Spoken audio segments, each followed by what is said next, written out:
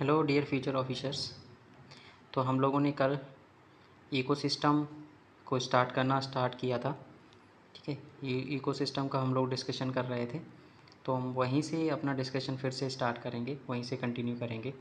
तो हम लोगों ने कल देखा कि इकोसिस्टम क्या होता है। ठीक है, तो बेसिकली हमारा इकोसिस्टम जो है वो एक इस तरीके का स्ट्रक्चर होता है, एक इस तरीके का स्ट्रक्चर होता है और ये हमारा स्ट्रक्चर होता है। ठीक है, इसमें एक हमारा होता है ए और एक हमारा होता है बी, यानी कि एक हमारा होता है बायोटिक कंपोनेंट, एक हमारा होता है बायोटिक कंपोनेंट और वहीं दूसरा हमारा होता है अबायोटिक कंपोनेंट। इन दोनों के बीच में जो इंटरेक्शन होता है, इन दोनों के बीच में जो इंटरेक्शन होता है वो हमारा इकोसिस्टम की तरह बिहेव करता है। वो हमारा किस तरह बिहेव करता है? वो हमारा इकोसिस्टम की तरह बिहेव करता है। तो जैसा कि हम लोगों ने कल भी डिस्कस किया था, वही चीज़ हम आज फिर से एक बार रिवाइज करते हैं। तो यहाँ पे लिखा हुआ है कि consist of community and living beings in physical environment both, यानी कि living beings and physical environment both interacting and exchanging materials between them. तो इसको हम लोग इकोसिस्टम कहेंगे। इकोसिस्टम में अगर हम बात करें तो हमारे plants, trees, animals, fish, birds, micro organism, ठीक है, वाटर, सॉइल एंड पीपल, सारे के सारे लोग इसमें हमारे सम्मिलित हो जाते हैं। ठीक है, उसके बाद अगर हम इसमें देखें तो यहाँ पर हमें कुछ और चीज़ें समझ में आती हैं। फॉर एग्ज़ाम्पल, जो इकोसिस्टम हमारा होता है वो एक तरीके से हमें हेल्दी इन्वायरमेंट और सस्टेनेबिलिटी को इंडिकेट करता है। किसको इंडिकेट करता है? हेल्दी इन्वायरमेंट और सस्टेनेबिलिटी को। साथ ही साथ जब हम इकोसिस्टम हमारा डैमेज होता है और इकोसिस्टम में किसी भी प्रकार का इम्पैक्ट होता है तो वो हमें सीधा सीधा इकोलॉजी जो कम्युनिटी होती है उसके द्वारा हमें इंडिकेट कर दिया जाता है। ठीक है, फॉर एग्ज़ाम्पल, अगर हमारा एक पूरा का पूरा ये हमारा लेक है, ठीक है, ये हमारा लेक है, लेक में अगर किसी तरीके की किसी भी प्रकार की अगर कोई भी मछलियाँ या उसमें जितने भी फ़ोनाज हैं वो अगर उनकी डेथ होने लगती है तो हमें एक चीज़ का अंदाज़ा लग जाता है कि शायद यहाँ पर किसी प्रकार की कोई प्रॉब्लम है, किसी प्रकार का कोई पॉल्यूशंस है, किसी प्रकार का कोई ऐसा बायोमैग्निफिकेशंस है जिसके कारण से इसमें रहने वाले जो ऑर्गेनिजम्स होते हैं वो डेथ करने लग जाते हैं। ठीक है, तो इस तरीके से अगर हम बात करते हैं तो इसमें हमें काफ़ी कुछ चीज़ें समझ में आती हैं। कुछ चीज़ें हम लोग ऑलरेडी कल डिस्कस कर चुके थे, जैसे कि हम लोगों ने डिस्कस किया था एक एग्ज़ाम्पल के माध्यम से, और वो हमारा एग्ज़ाम्पल था शंकर आईएएस अकेडमी का। हमने लिया था, हमने क्या एग्ज़ाम्पल लिया था? शंकर आईएएस अकेडमी में कुछ स्टूडेंट्स हैं। ठीक है, तो जो स्टूडेंट्स हैं उसको हम मान लेते हैं कि जब इसकी हम स्टडी एक रिलेशनशिप के तौर पर जब हम करते हैं तो हमारा वो इकोलॉजी हो जाता है। क्या हो जाता है? इकोलॉजी हो जाता है। और जब ये इकोलॉजी जब ये होल स्टूडेंट्स पर लागू होता है और होल स्टूडेंट्स जब जो इसमें होते हैं, जो हमारे स्टडी कर रहे होते हैं, ठीक है, तो वो उसको उनके चारों ओर जो भी चीज़ें वहाँ पर दिखाई देती हैं, उनके चारों ओर जो भी चीज़ें वहाँ पर दिखाई देती हैं वो सारा का सारा एनवायरनमेंट हो जाता है। और जब वो इकोलॉजी और एनवायरनमेंट जितनी भी चीज़ें वहाँ पर आसपास होती हैं, जब वो एक दूसरे के साथ में इंटरेक्ट करते हैं और एक दूसरे के साथ में उनके साथ जो इंटरचेंजिंग होती है, जो एक्सचेंज होते हैं, वो सारा का सारा हमारा वहाँ पर सारा का सारा हमारा इकोसिस्टम कहलाता है। तो हमारा ये इकोसिस्टम था, जैसे कि यहाँ पर फॉर एग्जांपल बोला भी गया है कि environment would be the teachers, books and students etcetera the set to be ecosystems. Okay, so next हम लोग देखते हैं। नेक्स्ट हम देखेंगे 1 मिनट, हम देखेंगे अब हमारा है यहाँ पर कंपोनेंट ऑफ इकोसिस्टम। हमारा क्या है? Component of ecosystem. So component of ecosystem जब हम देखते हैं तो हमें यहाँ पर बायोटिक कंपोनेंट्स और अबायोटिक कंपोनेंट्स दोनों को ही पढ़ना होता है। पहले हम देखेंगे अबायोटिक कंपोनेंट्स को और देन हम देखेंगे बायोटिक कंपोनेंट्स को। सो अबायोटिक कंपोनेंट्स को अगर हम हिंदी में बोलें तो इनको हम बोल सकते हैं नॉन लिविंग। क्या बोल सकते हैं? नॉन लिविंग, यानी कि निर्जीव जितनी भी वस्तुएं होती हैं, निर्जीव जितनी भी इन्वायरमेंट में चीज़ें होती हैं, इन्वायरमेंट में जितनी भी निर्जीव चीज़ें होती हैं उनको हम लोग अबायोटिक कहेंगे। ठीक है, तो अबायोटिक में अगर हम देखें तो हमारे कुछ पार्ट जैसे हो जाते हैं, जैसे कि सोइल हमारा अबायोटिक कंपोनेंट में आ जाता है, वाटर हमारा अबायोटिक कंपोनेंट में आ जाता है, एयर हमारा अबायोटिक कंपोनेंट में आ जाता है, और ये सारा का सारा हमारा किसका पार्ट होता है? एक इन्वायरमेंट का पार्ट होता है। और इससे हमारा जो इकोसिस्टम है पूरी तरीके से इफ़ेक्ट होता है। इस सब से हमारा इकोसिस्टम जो है ना वो इफ़ेक्ट होता है। ठीक है, इकोसिस्टम क्या होता है, इससे हमारा इफ़ेक्ट होता है। 1 मिनट। अब आपको ठीक से दिख रहा होगा। ठीक है, तो ये सब चीज़ों से हमारा एनवायरनमेंट क्या होता है, अफेक्ट होता है। फॉर एग्ज़ाम्पल अगर हम बात करें कि हमारी जो एनर्जी है, ठीक है, हमारी जो केमिकल एनर्जी है, जो हमारा ऑक्सीजन है, फिजिकल प्रोसेस से हमारा बनता है। जैसे हमारा वोल्केनो है, अर्थक्वेक है, फॉरेस्ट फायर्स है, क्लाइमेट होता है, हमारा वेदर है, कंडीशन है, ये सारा का सारा हमारी जो चीज़ें हैं वो हमारे किस पर डिपेंड करती हैं, ये सारी की सारी चीज़ें हमारी डिपेंड करती हैं अबायोटिक कंपोनेंट पर। अबायोटिक कंपोनेंट या अबायोटिक फैक्टर्स की हम बात करते हैं तो ये मोस्ट इम्पॉर्टेंट हमारे लिए हो जाते हैं। क्यों हो जाते हैं? क्योंकि ये जो हमारे इन्वायरमेंट में इम्पोर्टेंट रोल प्ले करते हैं, इनकी इंटरेक्शन से हमारा जो पूरा का पूरा जो ऑर्गेनिज्म जो सिस्टम होता है, ऑर्गेनिज्म जो पूरा का पूरा जो डिपेंड होते हैं, पूरे के पूरे हमारे इन्हीं पर डिपेंड होते हैं। अच्छा, एक चीज़ बात करते हैं हम, अगर सनलाइट ना होती तो क्या ग्रीन प्लांट्स होते? और अगर ग्रीन प्लांट्स ना होते तो क्या कंज्यूमर होते, हार्बीवोर्स होते, एनिमल्स होते? नहीं होते। तो ये एक दूसरे पर डिपेंड करता है। ठीक है, इसलिए इन चीज़ों को जो इम्पोर्टेंस है वो काफ़ी बढ़ जाता है। ठीक है, आगे हम देखते हैं एनर्जी के बारे में। एनर्जी के बारे में जब हम देखते हैं तो यहाँ पर हमारे लिए इम्पोर्टेंट हो जाता है। एनर्जी का सबसे इम्पोर्टेंट जो सोर्स होता है वो हमारा सन होता है। आप सभी लोगों को अच्छे से पता है कि जो वर्ल्ड में एनर्जी का सबसे बड़ा सप्लायर्स होता है वो हमारा सन होता है। ठीक है, और बहुत सारी कंट्रीज़ ऐसी हैं इंक्लूडेड इंडिया कि यहाँ पर सन को एक देवता की तरह पूजा जाता है।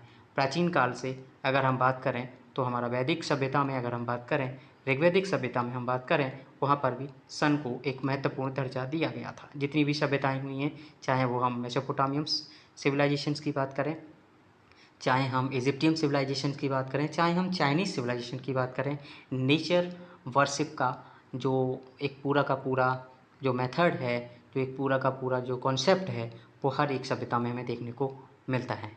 ठीक है, तो energy is most important factors of in environment. ठीक है, आगे हम देखते हैं एनर्जी डिटरमाइंस करता है, डिस्ट्रीब्यूशन होता है एनर्जी का ऑर्गेनिज्म में और एनवायरनमेंट में। ठीक है, एनवायरनमेंट में जितने भी ऑर्गेनिज्म हैं उनमें ऊर्जा का स्टैंडर्ड होता है। एक ऑर्गेनिज्म से दूसरे ऑर्गेनिज्म तक ऊर्जा का वितरण होता है, इसलिए यहाँ पर ये ऊर्जा हमारे लिए महत्वपूर्ण हो जाती है। बगैर ऊर्जा के हम कुछ भी नहीं कर सकते। दूसरा हमारा इंपॉर्टेंट फैक्टर हो जाता है यहाँ पर rainfall. Rainfall is most important factors of living beings. Majority अगर हम बात करें तो बायोकेमिकल रिएक्शन जितनी भी होती हैं वो सारी की सारी हमारे रेनफॉल पर डिपेंड करती हैं। और रेनफॉल हमारा डिपेंड करता है temperature and further water bodies पर एंड हैबिटेट और एक्वाटिक प्लांट्स एंड एनिमल्स पर। दूसरा अगर हमारा जो अबायोटिक कंपोनेंट होता है वो हमारा सेकेंडरी अबायोटिक कंपोनेंट होता है टेम्परेचर। सो फ्रेंड्स, अब जितने भी बायोटिक और अबायोटिक कंपोनेंट्स होंगे सो उनको प्लीज़ इंपॉर्टेंट तरीके से याद रखना और उनको बार बार रिवाइज करते रहना। ठीक है, सेकेंडली हमारा जो होता है वो हमारा होता है temperature. Temperature is a critical factor of environment which is greatly influence and survival of organism। Organism के सर्वाइवल के लिए टेम्परेचर इज मोस्ट इम्पॉर्टेंट हो जाता है। ठीक है, so all organism can tolerate only certain range of temperature. आप सभी लोगों को पता है जब बहुत ज़्यादा हीट होती है, एक लिमिट क्रॉस कर जाती है हीट की, तो उस पर्टिकुलर एरिया में जितने भी लिविंग बींग्स होते हैं वो डेथ करने लग जाते हैं। खासकर हम लोगों ने जब गर्मियों के सीज़न में देखा होगा, हमने समर सीज़न में देखा होगा, अभी हमारी गर्मियाँ ख़त्म भी नहीं हुई, अभी बारिश का सीज़न स्टार्ट हुआ है, तो आप लोग समझ पा रहे होंगे कि एक रेंज ऑफ हीट बढ़ जाती है तो क्या इम्पैक्ट होता है ह्यूमन बींग्स पर एंड लिविंग बींग्स पर। ओके, सो नेक्स्ट हमारा आ जाता है atmosphere. Atmosphere is most important part because अर्थ हमारा एक इम्पॉर्टेंट प्लैनेट इसलिए भी है क्योंकि यहाँ पर एटमॉस्फेयर होता है। अदर प्लैनेट जितने भी हैं वहाँ पर एटमॉस्फेयर नहीं है, इसलिए वहाँ पर लिविंग रहना बिल्कुल भी संभव नहीं है। ठीक है, तो हमने इसके बारे में देखा, जो हम लोगों ने अभी इम्पोर्टेंट डिस्कस किया वही सारी चीज़ें इस पॉइंट में हमें नज़र आती हैं। ठीक है, आगे हम देखते हैं सब स्ट्रक्टम। सब स्ट्रक्टम क्या होता है, ये काफ़ी इम्पोर्टेंट हमारे लिए हो जाता है, तो इसको हम थोड़ा सा गहराई से और थोड़ा सा धीरे से समझने की कोशिश करेंगे। So land is covered by soil and wide variety of microbes. Okay, so protozoa, fungi, okay, animals and invertebrates. ठीक है, इनवर्टिब्रेट्स मतलब ऐसे एनिमल्स एंड ऐसे फंगी, ऐसे हमारे एनिमल्स, लिविंग ऑर्गेनिजम्स जो इनवर्टिब्रेट्स होते हैं, यानी कि ये हमारे प्लांट्स सॉइल एब्जॉर्ब वाटर को और न्यूट्रिएंट्स को एब्जॉर्ब करने वाले जितने भी टेरेस्ट्रियल एक्वाटिक एनिमल्स हमारे होते हैं वो हमारे इसमें आ जाते हैं। ठीक है, सेकेंडली हम इसमें देखेंगे कि जो हमारे एक्वाटिक प्लांट्स, एनिमल्स, माइक्रोब्स जो हमारे fresh water as well as जो सी में रहते हैं, फ्रेश वाटर में रहते हैं, या फिर जो हमारे मैरीन वाटर में रहते हैं, some microwaves lives even in hot water bends under the sea. ठीक है, तो ये हमारे सब स्टेटम आ जाते हैं, इनको हम लोग कहते हैं। दूसरा हमारा यहाँ पर हो जाता है मटेरियल्स। सो मटेरियल्स जो हमारे होते हैं वो हमारे organic compounds, proteins, carbohydrates, liquids and inorganic compounds and decompositions. Okay, so next हमारा जो पॉइंट होता है इनऑर्गेनिक कंपाउंड से रिलेटेड होता है, और इनऑर्गेनिक कंपाउंड से रिलेटेड जो हमारा पॉइंट होता है वो भी हमारा काफ़ी इंपॉर्टेंट हो जाता है। ठीक है, इनऑर्गेनिक कंपाउंड में अगर हम बात करें, 1 मिनट, इनऑर्गेनिक कंपाउंड में अगर हम बात करें, सॉरी इसको जूम करके देखते हैं। हाँ, इनऑर्गेनिक कंपाउंड में हमारे जो पॉइंट हैं उसमें हमारा carbon dioxide, water, sulphur, nitrous, ठीक है, phosphate, ions of various metals and essential of organism survival.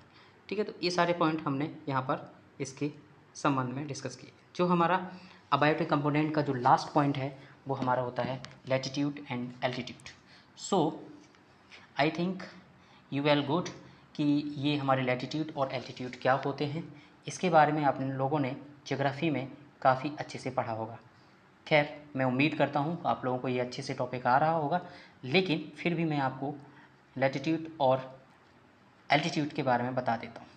Altitude has a strong influence on an areas temperature. जो हमारे एरियाज़ के टेम्परेचर होते हैं, जो टेम्परेचर वाइज जो हीट जोन होते हैं, जब उनको हम लोग डिफरेंटली डिस्ट्रीब्यूट करते हैं वो हमारे लैटिट्यूड हो जाते हैं। फॉर एग्ज़ाम्पल, जब चेंज ऑफ क्लाइमेट हमारा हो रहा है तो हमारा पोलर रीजन्स, हमारा ट्रॉपिकल रीजन्स, और जो हमारा टेम्परेट जो रीजन्स हैं वो हमारा पूरी तरीके से डिफरेंट हो रहे हैं। बायोम्स जो हमारे हैं वो डिफरेंट हो रहे हैं। From sea level highest peak पर है, wildlife is influenced in altitude and increase the temperature of everywhere. Okay, so that is the हमारा हो जाता है, ये हमारा है एल्टीट्यूड और ये हमारा है एल्टीट्यूड। ठीक, एल्टीट्यूड जो हमारा है, जैसे सी लेवल की अगर हम बात करें तो हमारा एल्टीट्यूड लेवल पर ये हो जाता है, और अगर हम लैटिट्यूड की बात करें तो हमारे जो हीट जोन होते हैं वो हमारे लैटिट्यूड में आ जाते हैं। आगे हम बात करते हैं, आगे हमारा है बायोटिक कंपोनेंट्स। बायोटिक कंपोनेंट्स में मेजरली हमारे फैक्टर्स जो होते हैं वो हमारे होते हैं ऑटोट्रॉप्स। बायोटिक कंपोनेंट्स में हमारे मेजरली फैक्टर्स होते हैं ऑटोट्रॉप्स, और ऑटोट्रॉप्स में अगर हम बात करें तो हमारे प्राइमरी प्रोड्यूसर हो जाते हैं। प्राइमरी प्रोड्यूसर जो हमारे होते हैं वो ग्रीन प्लांट्स होते हैं, और ग्रीन प्लांट्स जो होते हैं वो एनर्जी का क्या करते हैं, वो एनर्जी का डिस्ट्रीब्यूशंस करते हैं। Primary producers are basically green plants हमारे होते हैं, और इन ग्रीन प्लांट्स में हमारे बैक्टीरिया और एल्गी भी शामिल किए जाते हैं। उसके बाद जब इन सभी का सिंथेसाइज हो जाते हैं, जब ये कार्बोहाइड्रेट को सिंथेसाइज कर लेते हैं सिंपल इनऑर्गेनिक रॉ मटेरियल में, तो हमारा कार्बन डाइऑक्साइड और वाटर की प्रेजेंस और सनलाइट की प्रेजेंस में ये एक प्रोसेस होती है जो हमारी होती है फोटोसिंथेसिस। ठीक है, photosynthesis is most important process make by food of plants. ठीक है, ये फूड प्लांट्स के फूड निर्माण की एक महत्वपूर्ण प्रक्रिया होती है। आगे हम फोटोसिंथेसिस की कुछ केमिकल फार्मूले का अगर हम जिक्र करें तो यहाँ पर हम आपको दिखाना चाहेंगे, 1 मिनट, सॉरी, यहाँ पर हम आपको दिखाना चाहेंगे one minute, sorry, okay, CO2 plus CO2 plus H2O is equal C6H12O6 plus oxygen हमारे यहाँ पर रिलीज़ होती है। तो ये हमारा केमिकल रिएक्शन ऑफ फोटोसिंथेसिस होती है। अगर आप लोग इसको नोट करना चाहें तो इसको नोट भी कर सकते हो। ओके, ठीक है। अगर आप लोग कमेंट बॉक्स में बताएंगे तो हम इसको, इस पूरी प्रोसेस को आगे भी आप लोगों को साथ डिस्कस कर सकते हैं। सेकेंडली हमारा मेजरली पॉइंट होता है, तो 1 मिनट। सेकंड जो हमारा मेजरली पॉइंट होता है वो हमारा होता है terrestrial ecosystem. Terrestrial ecosystem, what terrestrial ecosystem? Terrestrial मतलब हमारी जो ज़मीन, जो लैंड होता है उस पर जो इकोसिस्टम होता है उसमें जितने भी हमारे एनिमल्स, प्लांट्स और ये सारी चीज़ें जो होती हैं, जैसे हमारा एक हर्बिसियस होते हैं और कुछ वुडी प्लांट्स होते हैं, एक्वाटिक इकोसिस्टम होता है, प्रोड्यूसर्स और ये सारे वेरियस स्पीसीज और माइक्रोस्कोपिक जो एल्गी होते हैं, ठीक है। तो ये भी हमारे यहाँ पर काफ़ी इंपॉर्टेंट हो जाते हैं, ठीक है। आगे देखते हैं। सेकंड हमारा जो है वो हमारा होता है कंज्यूमर। कंज्यूमर यानी कि हेटेरोट्रॉप्स, यानी कि फेगोट्रॉप्स या heterotrophs and other nourishing. Consumers incapable of producing their own food. जो कंज्यूमर होते हैं वो हमारा फूड खुद से नहीं बना सकते, ठीक है, वो किसी न किसी पर डिपेंड रहते हैं, ये हमारे कंज्यूमर होते हैं। तो इसका अगर हम एक पूरा स्ट्रक्चर बना के देखें, ठीक है, तो हम इस तरीके से इसको देख पाएंगे। थोड़ा सा यहाँ पर हमारा टेक्निकल इश्यू है, इसकी वजह से ये पेन हमारा सही अच्छे से काम नहीं कर रहा है, फिर भी हम देखने की कोशिश करते हैं, ठीक है। तो सबसे पहले हमारे होते हैं प्रोड्यूसर। 1 मिनट। सबसे पहले हमारे होते हैं प्रोड्यूसर,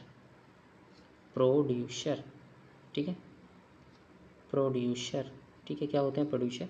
उसके बाद हमारे आते हैं कंज्यूमर, उसके बाद क्या होते हैं कंज्यूमर। उसके बाद हमारा प्राइमरी कंज्यूमर, और हमारे जो कंज्यूमर का जो लेवल होता है वो सेकेंडरी कंज्यूमर। सेकेंडरी कंज्यूमर के बाद हमारे आते हैं डिकम्पोज़र, क्या आते हैं डिकम्पोज़र, और डिकम्पोज़र के बाद फिर हमारा फिर से वही पूरा सिस्टम हो जाता है, डिकम्पोज हो जाते हैं। तो डिकम्पोज होने के बाद में फिर क्या होता है, ये फिर से हमारे वही पूरा, तो इसको हम कहते हैं मिनरल साइकिल, ठीक है। आप लोगों को वेल नोन होगा ये सारी चीज़ें कि मिनरल साइकिल क्या होता है, नहीं है तो मिनरल साइकिल को हम आगे भी डिस्कस करेंगे, ठीक है। सो आगे अगर हम बढ़ाते हुए इसको देखें तो हमें और भी चीज़ें यहाँ पर समझ में आ जाती हैं। आगे हम देखते हैं हमारे होते हैं मैक्रो कंज्यूमर। एक हमारे होते हैं कंज्यूमर्स और दूसरा हमारा होता है, इसी का फर्स्ट पार्ट होता है मैक्रो कंज्यूमर। कंज्यूमर को हम 2 टाइप में डिवाइड करते हैं, एक हमारा माइक्रो कंज्यूमर होता है, एक हमारा मैक्रो कंज्यूमर होता है, जैसे कि यहाँ पर दिखाया गया है। What about a macro consumer? So let's discuss. Macro consumer क्या होते हैं? मैक्रो कंज्यूमर्स जो होते हैं वो हमारे कंज्यूम करते हैं प्लांट्स और animals and both, that is categorized a basic of food sources. Herbivorous are primary consumers which feed mainly plants like a cow and rabbit. Secondly जो हमारा सेकेंडरी कंज्यूमर्स जो हमारे होते हैं वो सेकेंडरी कंज्यूमर हमारे होंगे प्राइमरी कंज्यूमर्स को जो कंज्यूम करते हैं वो हमारे सेकेंडरी कंज्यूमर हो जाते हैं। लाइक हमारे यहाँ पर कार्निवोर्स जो होते हैं वो हमारे सेकेंडरी कंज्यूमर होते हैं, ठीक। तो ये सारे के सारे क्या करते हैं, जैसे लॉयंस हो गया वो क्या करता है, हमारा ईट करता है बर्ड, ठीक है। तो इस तरीके से हमारा ये सेकेंडरी कंज्यूमर हो जाता है। तो यहाँ पर हम थोड़ा सा और भी डिटेल से आपको डिस्कस करके बता देते हैं, ठीक है। हम इस तरीके से बताते हैं आपको, जैसे हमारा प्रोड्यूसर हो गया, 1 मिनट, सॉरी, प्रोड्यूसर हो गया हमारा, ठीक है, शॉर्ट में। और उसके बाद हमारा कंज्यूमर हो गया, कंज्यूमर,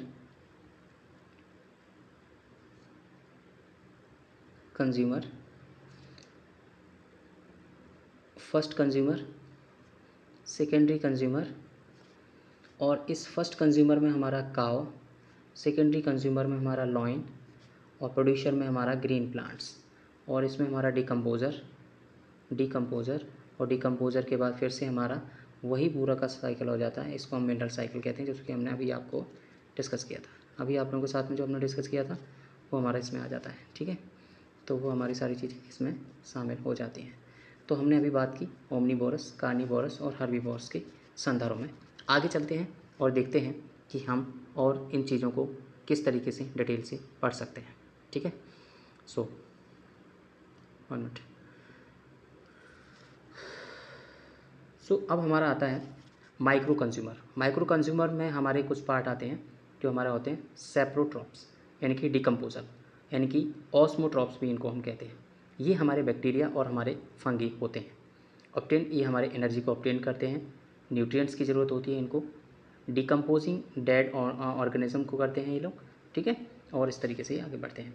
दूसरा इनका होता है इंपॉर्टेंट डिकम्पोजिशन का काम करते हैं, इनऑर्गेनिक न्यूट्रिशंस वहाँ से लेते हैं, रिलीज़ करते हैं इकोसिस्टम में, और उसके बाद में इनका ये रिसाइकल होता रहता है। जैसे हमारे कुछ एग्जांपल्स में अगर हम बात करें तो हमारे अर्थवॉर्म्स जो होते हैं वो हमारी सर्टेन जो सॉइल होती है उसमें क्या करते हैं, ये हमारे रहते हैं, और इस तरीके से ये हमें इम्पॉर्टेंट जो चीज़ें होती हैं, जो अर्थवॉर्म्स होते हैं जो हमारे, ठीक है, ये सारी चीज़ें हमारे डिकम्पोजर का काम भी हमारे अर्थवॉर्म्स करते हैं, इसलिए इनको हम क्या बोलते हैं, रेट्रियोवॉर्म्स बोलते हैं इनको, ठीक है। अब हमारा इकोसिस्टम का यहाँ पर क्या किया गया है, इकोसिस्टम को थोड़ा सा क्लासीफाई किया गया है। इकोसिस्टम को किस प्रकार से क्लासीफाई किया गया है, तो एक हमारा इकोसिस्टम होता है वो टेरेस्ट्रियल इकोसिस्टम होता है, और दूसरा हमारा इकोसिस्टम जो होता है वो हमारा एक्वाटिक लेवल का इकोसिस्टम होता है। जो हमारा टेरेस्ट्रियल इकोसिस्टम होता है, टेरेस्ट्रियल इकोसिस्टम में हम लोग फॉरेस्ट इकोसिस्टम को देखते हैं, ग्रासलैंड के इकोसिस्टम को देखते हैं, और डेजर्ट के इकोसिस्टम को देखते हैं। साथ ही साथ हम लोग यहाँ पर एक्वाटिक में अगर हम देखें तो हमारा fresh water ecosystem, saline water ecosystem और मैराइन वाटर इकोसिस्टम को हम अलग अलग तरीके से यहाँ पर पढ़ेंगे, ठीक है। सो डिटेल में अगर हम इसको देखें तो स्टडी ऑफ इकोसिस्टम को जब हम डिटेल में करते हैं तो यहाँ पर हमारे सब कॉन्शियस चैप्टर्स हो जाते हैं, ठीक है। तो यहाँ पर थोड़ा सा हम और डिटेल में देखेंगे। Ecosystems are capable in maintaining and their state and equilibrium. What is a equilibrium? Equilibrium is the concept and the phenomenon. What about a phenomena? Phenomenon mostly हमारा some subject is groups some subjects is majorly function and grouping functions, that is called a phenomenon and equilibrium, ठीक है। तो ये हमारे क्या करते हैं, they can regulate करते हैं हमारे ऑन स्पीशीज स्ट्रक्चर्स को और फंक्शनिंग प्रोसेस को, उनको क्या करते हैं, रेगुलेट करने का काम करते हैं ये सारे के सारे, और ये सेल्फ रेगुलेशन का काम भी करते हैं, इसलिए इनको हम बोलते हैं होम्योस्टेटिसिस। होम्योस्टेटिसिस हम किनको बोलते हैं, जो सेल्फ रेगुलेशन का काम, जो इकोसिस्टम जिनमें ऐसे इकोसिस्टम्स जिनमें कैपेसिटी होती है सेल्फ रेगुलेशन की, उनको हम लोग होम्योस्टेसिस बोलते हैं, होम्योस्टेसिस बोलते हैं, ठीक है। अब यहाँ पर हमारे कुछ goods and services provided by ecosystems included. So ecosystem जो हमारा होता है वो हमें provision of food and fuels, fibres हमें प्रोवाइड करता है, and provisions of shelter and building materials हमें प्रोवाइड करता है, और इकोसिस्टम जो है वो हमें purification of air and water भी हमें प्रोवाइड करता है, ठीक है।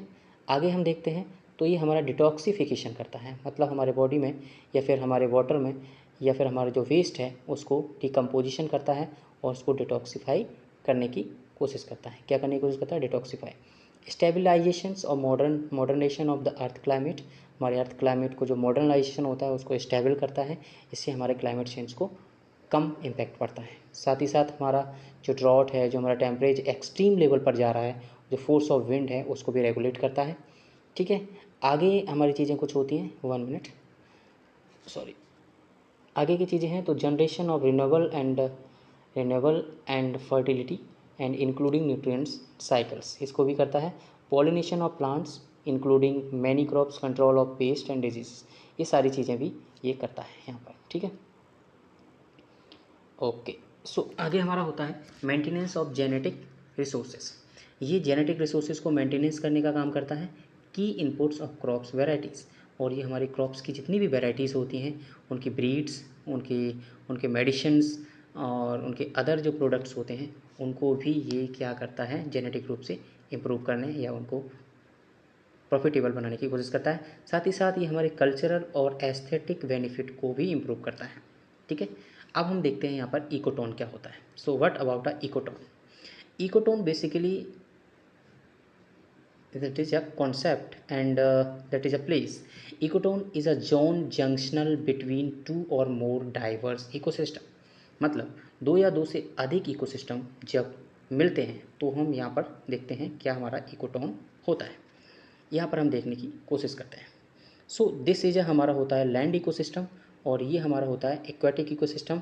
जब दोनों ही इकोसिस्टम, ये हमारा लैंड ये हमारा जो होता है वो लैंड इकोसिस्टम का एक पार्ट होता है, नीचे वाला जो पार्ट है लैंड इकोसिस्टम का है, और ये हमारा जो पार्ट होता है वो हमारा होता है एक्वेटिक इकोसिस्टम का।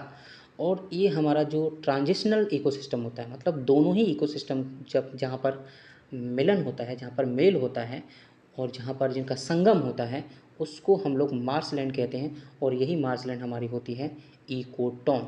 So what about ecotone? I think आपको ये चीज़ें समझ में आ रही होंगी, काफ़ी अच्छे से आ रही होंगी। इसको थोड़ा सा और भी हम डिस्कस कर लेते हैं। So ecotone is a zone. Ecotone एक जोन होता है, एक जंक्शन होता है, जहाँ पर दो या दो से अधिक अलग अलग टाइप के जो इकोसिस्टम होते हैं, जब उनका मिलान होता है तो वहाँ पर दोनों का जो ट्रांजिशनल फेज़ होता है, जैसे ये एक हमारा इकोसिस्टम है और ये एक हमारा इकोसिस्टम है, ये एक हमारा इकोसिस्टम, दोनों का जो मिलन स्थान होता है, जो ट्रांजिशनल फेज़ होता है, वो हमारा होता है इकोटोन। सो फॉर एग्जांपल अगर हम बात करें इकोटोन के बारे में, तो मैंग्रोव फॉरेस्ट, जो हमारे मैंग्रोव फॉरेस्ट होते हैं, 1 मिनट, जो हमारे मैंग्रोव फॉरेस्ट होते हैं, represented in ecotone between marine water and terrestrial ecosystem. Marine ecosystem and terrestrial ecosystem के बीच में हमारे मैंग्रोव फॉरेस्ट ग्रोथ करते हैं। एंड अदर एग्जांपल अगर हम बात करें तो हमारा जो ग्रास लैंड होता है और एस्चुरी जो होते हैं और रिवर बैंक होते हैं, इनके बीच में हमारे इकोसिस्टम काम करते हैं।